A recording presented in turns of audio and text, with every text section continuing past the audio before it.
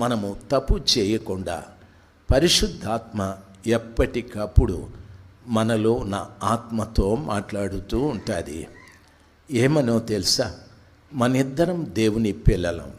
నేను చూడు తప్పు చేయలేదు, నీవు కూడా తప్పు చేయకూడదు అని మన ఆత్మని హెచ్చరిస్తూ మనము జాగ్రత్తగా ఉండేటట్లు సహాయం చేస్తుంది. అందుకు పరిశుద్ధాత్మని దేవుడు ఆయన రక్తంతో కడగబడి పరిశుద్ధపరచబడిన బిడ్డలకు ఆత్మని దయచేస్తాడు.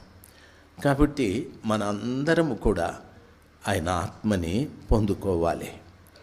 ఆయన ఆత్మని పొందుకోవాలి అంటే మనకు దేవుడిచ్చిన పరిశుద్ధతని కాపాడుకుంటూ ప్రభువుని అడగాలి. తండ్రి, మీ ఆత్మను నాకు దయచేయండి. మీ ఆత్మ ద్వారా నేను నడిపించబడాలి.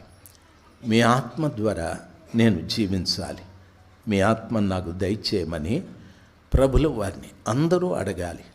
నేను కూడా అలాగే అడుక్కున్నాను. కనుకనే ప్రభు నాకు సహాయం చేశాడు. అప్పుడు మనం ఏమవుతామంటే, ఆత్మని ఎప్పుడైతే పొందుకొని ఆత్మ ద్వారా ఎప్పుడైతే నడిపించబడతామో అప్పుడు మనల్ని ఆత్మానుసారులు అంటారు. తన ఆత్మ చేత ఎందరూ నడిపించబడుదురో వారందరూ దేవుని పిల్లలు అని వాక్యం సెలవిస్తుంది. ఆత్మ చేత మనము నడిపించబడితే దేవుని పిల్లలైతాం. ఎప్పుడు మనం దేవుని పిల్లలైతామో ఆయన మనకు తండ్రి అవుతాడు.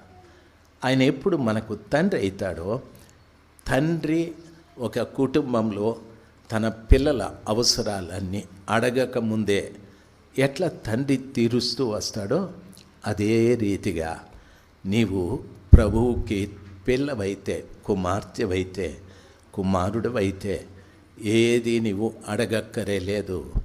ఆయనే ఆయన కాలమందు మనకు ప్రతి అవసరాన్ని తీరుస్తూ వస్తాడు. నా మాటలు అర్థమైతే ఒకసారి హల్లెలూయా చెప్దాం.